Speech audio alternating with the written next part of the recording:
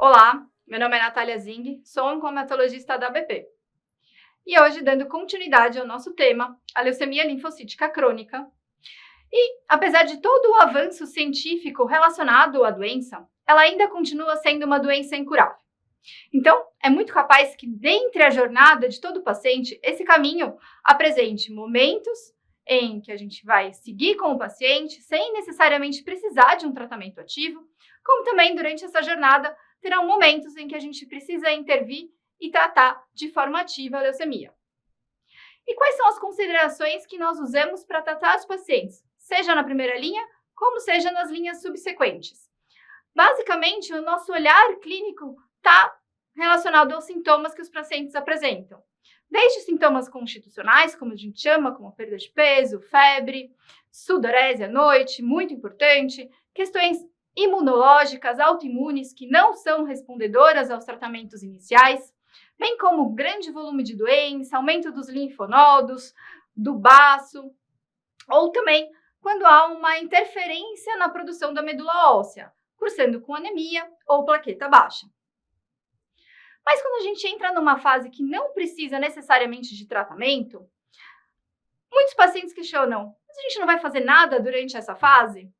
E mais do que só ficar observando, eu gosto muito de falar que, na verdade, essa vai ser uma fase de vigilância ativa, onde a gente vai cuidar do nosso paciente de uma outra forma, como vacinação, principalmente para pneumonia e outros vírus respiratórios, orientar a atividade física e o screening oncológico, como mamografia para câncer de mama, colonoscopia para o câncer de cólon e também consultas com o urologista e avaliação da próstata.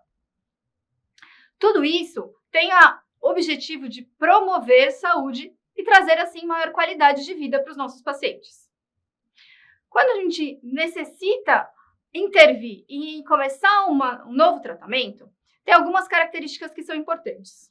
Obviamente, características do nosso paciente, como a idade, doenças pré-existentes, alterações cardiológicas, renais, diabetes, as medicações que esses pacientes fazem de uso rotineiro, questões sociais, que também são extremamente relevantes, aonde o paciente está, quem é a rede de apoio dessa pessoa, quais são as perspectivas, a expectativa do tratamento e também questões relacionadas ao acesso à saúde. Depois, alguns outros fatores estão relacionados aos tratamentos prévios. Então, é sempre importante olhar para o retrovisor e ver o que o paciente já usou previamente, além de quais foram as respostas a esses tratamentos prévios e, obviamente, qual foi a tolerabilidade. Em relação à doença, também há alguns fatores que são importantes avaliar. Seja lá no diagnóstico, e algumas características elas são estáticas e não vão se mudar do curso da doença, como também algumas características que são dinâmicas e devem ser avaliadas todas as vezes que indicamos algum tratamento. E a avaliação de resposta ao tratamento também é muito significativa. Em relação às opções de tratamento, tudo está relacionado a uma questão de sobrevida e morte celular. E para isso, nós temos diversas opções de medicamento. Essas medicações vão intervir de forma diferente justamente nessa balança de morte e sobrevida dos linfócitos especificamente.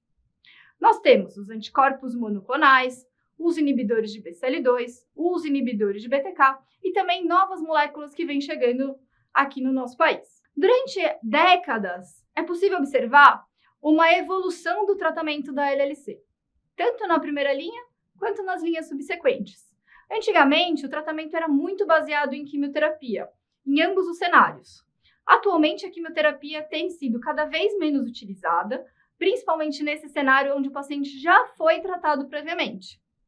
E depois a gente lança, então, mão de tratamentos como monoterapia, ou seja, só uma droga, ou tratamentos também combinados. Alguns tratamentos são contínuos, para ter um maior controle da doença. E a gente só vai parar o tratamento se esse paciente perder a resposta, deixar de ter resposta com essa medicação, ou se porventura tiver uma maior toxicidade que a gente não consiga manejar. E outros tratamentos são finitos, então tem tempo para iniciar e tempo para terminar. Muitas vezes a nossa escolha também, como eu falei, vai depender do que o paciente usou previamente e dos outros fatores. E muitas vezes os pacientes vão usar um tratamento e subsequente mais um tratamento. Temos que avaliar se naquele momento qual é o melhor naquele cenário. Dessa forma, eu queria dizer que nós vamos caminhar junto com os pacientes nessa jornada que muitas vezes acaba sendo longa. Muito obrigada, espero ter contribuído para o conhecimento de todos relacionados à LLC, a leucemia linfocítica crônica, e estamos todos à disposição.